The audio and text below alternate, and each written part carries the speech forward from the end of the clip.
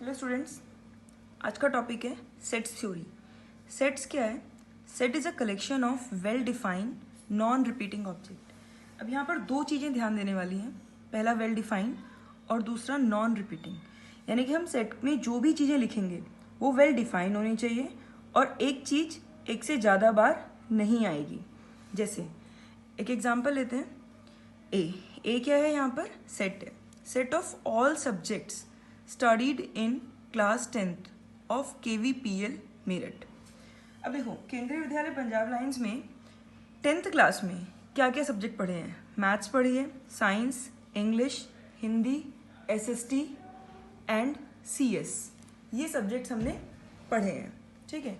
अब क्या इनमें से कोई भी सब्जेक्ट ऐसा है जो वेल डिफाइंड नहीं है? नहीं, सारे सब्जेक्ट्स क्या हैं इसमें हमारे? वेल डिफाइंड है। मैथ्स भी, ठीक है, साइंस भी, इंग्लिश भी, हिंदी भी, SST भी एंड CS भी। तो सारे सब्जेक्ट्स क्या हैं? वेल डिफाइंड है, ठीक। कोई भी सब्जेक्ट रिपीट नहीं कर रहा है, ठीक है। और हम इसको किस में लगाएंगे? ये सारे एलिमेंट्स को हम करली ब्रेसेस में लगाएंगे, ठीक है। And all the elements are separated by commas. ये सारे एलिमेंट्स को हम किससे सेपरेट करेंगे? कॉमास से। एक चीज़ ध्यान रखना, सेट को रिप्रेजेंट करने के लिए हम बस करली ब्रेसेस ही यूज़ करते हैं। Set are always written in curly brackets, ठीक है। जो तुम्हारे सेट्स होते हैं, देखो इसमें लिखा भी है ये, sets are always written in curly brackets, ठीक है। अब हमारे पास जो ब्रैकेट्स होते हैं वो कितने तरह के होते हैं? पहला करली ब्रैकेट है, पैरेंथेसिस एंड स्क्वायर ब्रैकेट। यही 3 तरह के ब्रैकेट्स हैं जिन्हें हम मैथ्स में पढ़ते हैं, ठीक है। लेकिन जब भी तुम सेट्स लिख रहे हो तो ये दोनों नहीं लिखोगे, हमेशा सेट इसमें लिखोगे। समझ में आती बात? नेक्स्ट, जितने भी तुम्हारे, देखो ये हमने एक सेट लिखा है ए, इसमें मैथ्स लिखा है, साइंस लिखा है, इंग्लिश लिखा है, हिंदी, SST एंड CS। अब अगर हम बात करते हैं मैथ्स की, तो यार मैथ्स जो है ना वो हर बच्चे के लिए मैथ्स ही है। अब ऐसा तो है नहीं कि मैं बोल रही हूँ मैथ्स और तुम हिंदी की बुक निकालोगे, नॉट पॉसिबल, ठीक है।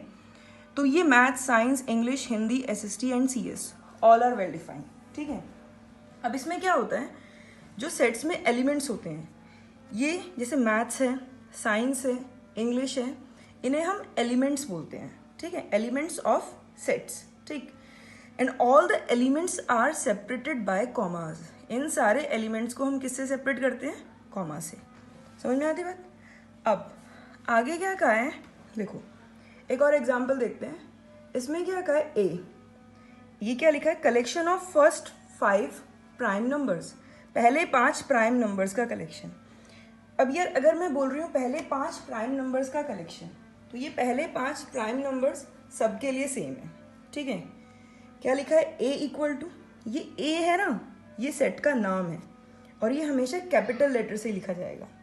तो ए इक्वल टू, कर्ली ब्रैकेट लगाए, पहले 5 प्राइम नंबर, पहला प्राइम नंबर 2, 3, 5, 7, 11, ठीक है।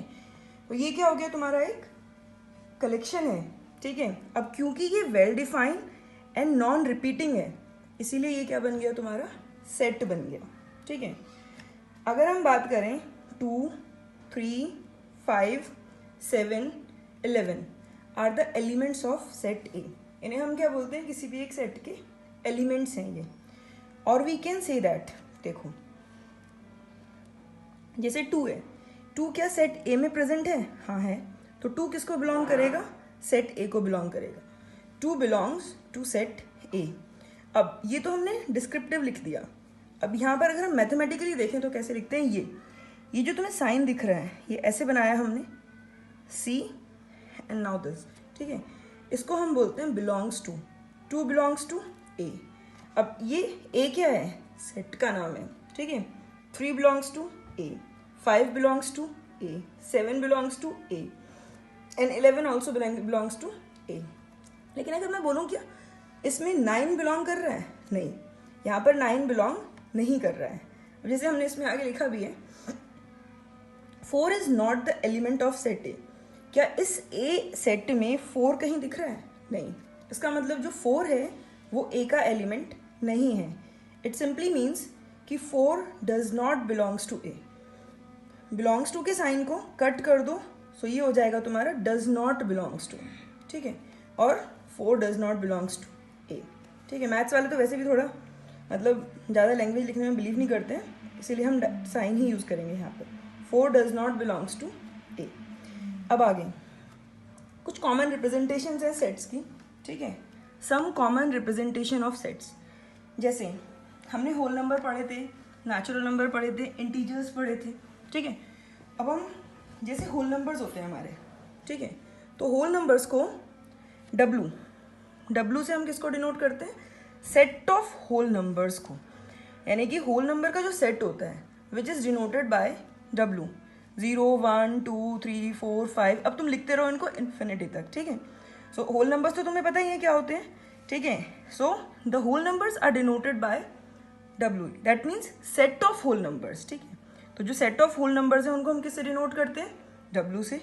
And set of natural numbers are denoted by capital N, ठीक। सेट ऑफ इंटीजर्स, अब इंटीजर्स क्या होते हैं? -1 -2 -3 -4 0 1 2 3, they all are integers, and integers are denoted by Z,